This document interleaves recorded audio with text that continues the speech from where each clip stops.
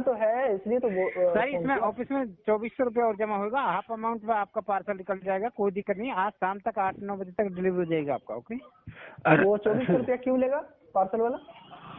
2400 रुपया आपका नहीं लगेगा, खाली मेरा अमाउंट जो ऑफिस में जमा हो जाएगा। मेरे को भी जब ही मिल पाएगा जब आपका मोबाइल मिल जाएगा उधर। अब फोन में कोई भी प्रॉब्लम आएगा तो आपको 2500 रुपये रिटर्न हो जाएगा। पार्सल आ जाने दीजिए, उसके बाद आप 500, 600, 1000 रुपया ज्यादा ले लेना, उससे कोई बड़ी सर बात ज्यादा नहीं नहीं लेना, आपका 5000 लेना है।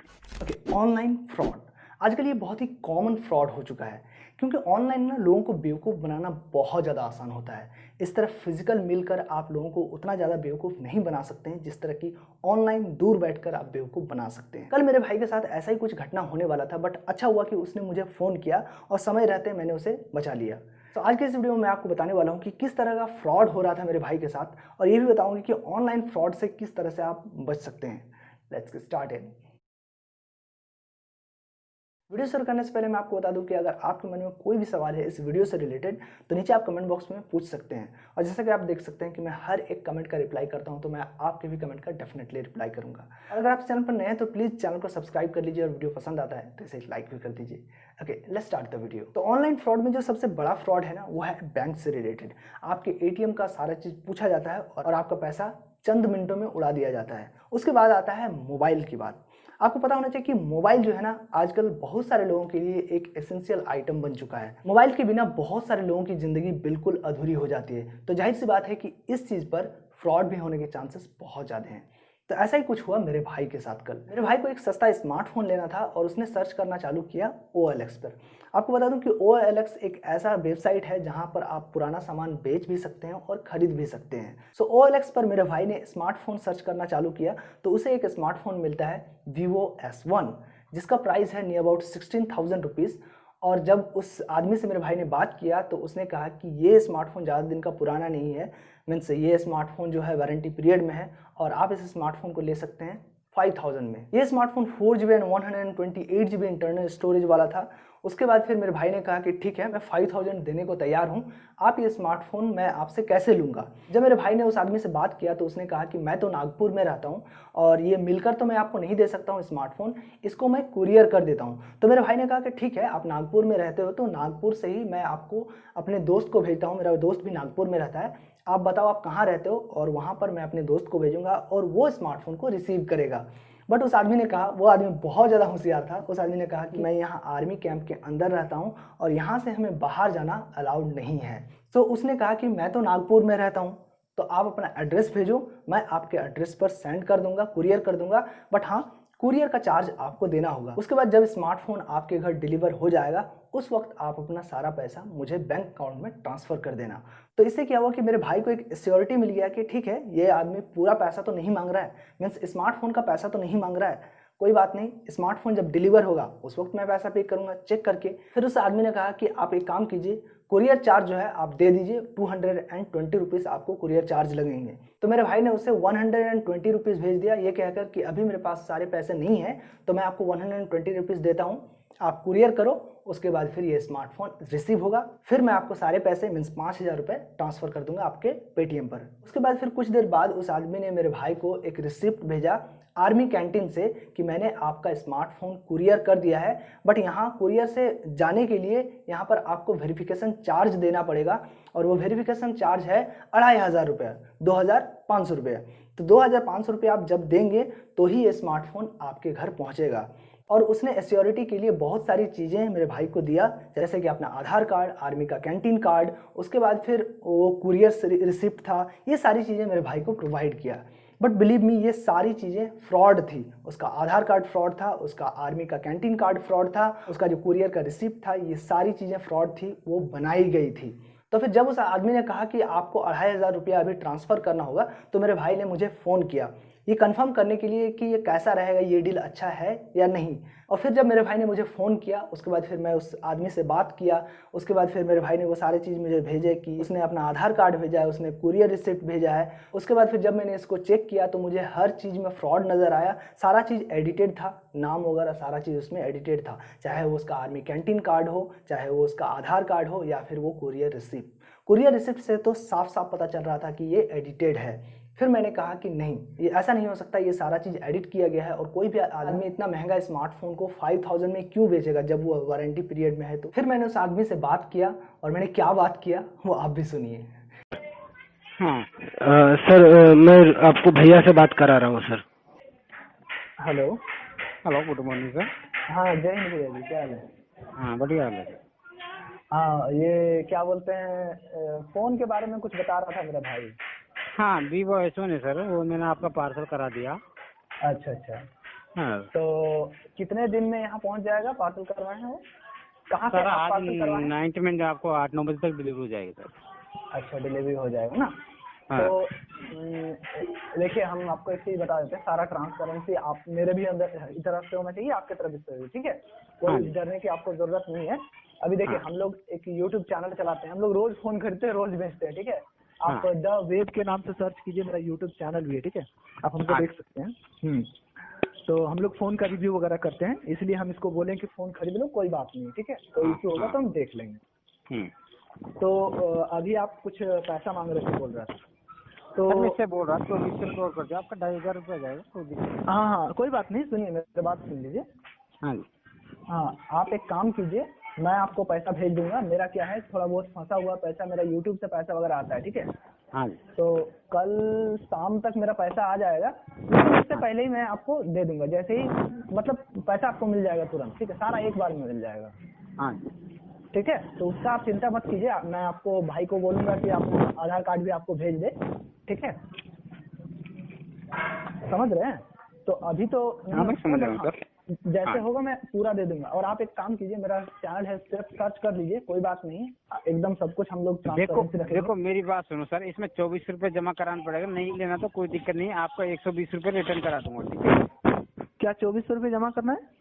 आपको 120 रुपये आया ना तेरा, हाँ हाँ, आपका 120 रुपये रिटर्न करा दूंगा, कोई दिक्कत नहीं, नहीं लेना तो आपका मर्जी है। नहीं लेना तो है, इसलिए तो वो सर इसमें ऑफिस में 2400 रुपये और जमा होगा, हाफ अमाउंट में आपका पार्सल निकल जाएगा, कोई दिक्कत नहीं, आज शाम तक 8-9 बजे तक डिलीवरी हो जाएगा आपका। ओके?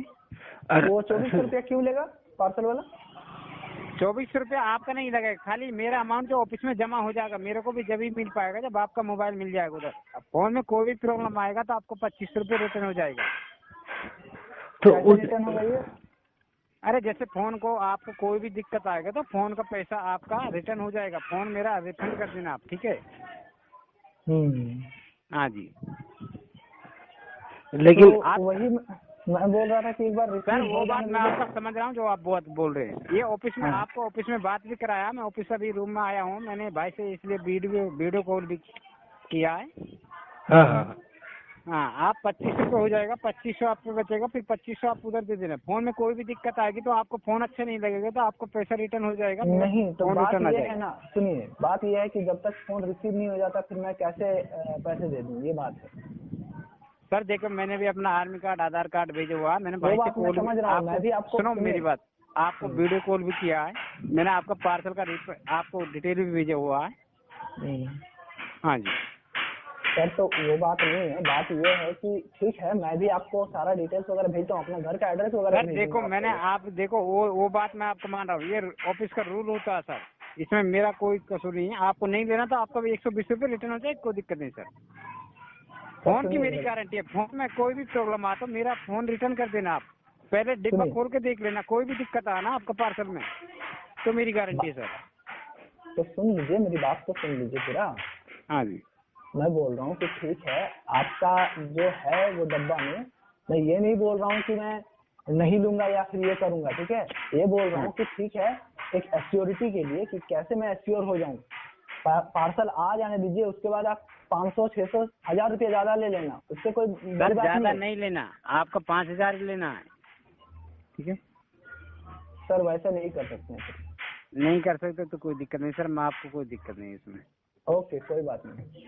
हाँ ओके ओके। इसके बाद मुझे लगा कि ये आदमी तो बिल्कुल फ्रॉड कर रहा है, मुझे इसे पैसा नहीं देना है। फिर मेरे भाई ने कहा कि ये 2500 ही तो मांग रहा है, ज़्यादा तो पैसा नहीं मांग रहा है, पूरा पैसा नहीं मांग रहा है, तो इस पर मुझे लगता है कि ट्रस्ट कर सकते हैं। तो मैंने कहा कि नहीं, इस पर ट्रस्ट नहीं किया जा सकता है, और कितना भी पैसा मांगे, वो 100 रुपया ही क्यों ना मांगे, अगर कोई फ्रॉड करके लेता है तो वो गलत है और उसे देना भी गलत है। तो मैं अपने भाई को बताना चाहता था कि ये फ्रॉड हो रहा है, और उसे कंफर्म करने के लिए मैंने अपने भाई को कहा कि इससे एक बार फिर से फ़ोन लगाओ। फिर से मेरे भाई ने फ़ोन लगाया और हम लोगों ने कॉन्फ्रेंस में बात किया। उसे कहा कि भाई आपने जो रिसिप्ट भेजा है ना, उसको किसी और एंगल से एक बार फ़ोटो कैप्चर करके भेजो, क्योंकि मुझे पता था कि ये जो फ़ोटो है एडिट किया हुआ फ़ोटो है और इसके पास ऐसा कोई फ़ोटो है नहीं, और अगर उसके पास कोई रिसिप्ट वैसा होगा तो उसको फिर से एडिट करने में, अगर किसी और एंगल से वो कैप्चर करता है फ़ोटो को, तो कैप्चर करके फिर से एडिट करने में टाइम जरूर लगेगा। तो फिर उसने क्या कहा, सुनिए। हाँ सर, क्या करना फिर बोलो। सुनिए सर, हेलो, मैं हाँ। उनका भाई बोल रहा हूँ। ये जो हाँ। आप रिसीप्ट कटवाए हैं ना, हाँ एक बार इसका दूसरा एक फोटो भेजिए तो फिर से जी, उसका फिर से एक फोटो भेजिए ना मेरे को। आपको दोबारा एक फोटो और भेजू इसका? हाँ हाँ, एक फोटो भेजिए, मतलब कुछ दूसरा एंगल में फोटो खींच के भेजिए मेरे को। कुछ चीजें मेरे को दिख नहीं रहा है। मेरे को मैंने भेज रखा ना, ये कंप्यूटर से उड़ा का आपको डाला, ठीक है। मेरे पे 2 नहीं है, ये कोई आपको 20 डाल दे। हाँ, तो फोटो खींचकर आप रख के फोटो खींचे है ना जी, एक बार फिर से भेजिए ना दूसरा एंगल से। दूसरे एंगल से? हाँ, मेरे नीचे का कुछ डिटेल्स दिख नहीं रहा है इसलिए बोल रहा हूँ।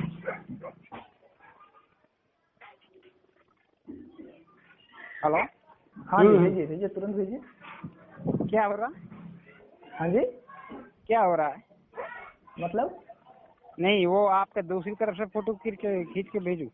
हाँ हाँ, भेज दीजिए तुरंत। हाँ, दूसरा भेज दूँ मुझे? ठीक है, भेजो। नहीं, दूसरे तरफ से भेज दूंगा, जब क्या हो जाएगा बोलो। बस देखूंगा, कुछ कुछ डिटेल्स नजर नहीं आ रहा है मेरे को उसमें। मेरे को डिटेल समझ में आया कि नहीं, आपको लेने ही नहीं पाता। इसके बाद तो मेरा भाई पूरी तरीके से 100% कन्फर्म हो चुका था कि हाँ, उसके साथ फ्रॉड हो रहा था, और हाँ, 120 रुपया जो लगा वो फ्रॉड हो चुका है और वो अब वापस नहीं मिलने वाला है। तो मैंने अपने भाई को कहा कि हमारे साथ 120 रुपये का फ्रॉड हो चुका है, बट हाँ, अच्छी बात ये है कि 5000 रुपीज़ का फ्रॉड होने से बच गए हो। अब अगर हो सकता है तो ये वापस कर लो, अगर वो देता है तो। बट मुझे नहीं लगता है कि वो 120 रुपया भी वापस करेगा। मेरे भाई ने उसे फिर से फ़ोन किया, बट इस टाइम उसका तेवर क्या था, सुनिए जरा। क्या बोल रहे हो भैया? फोन रख दे।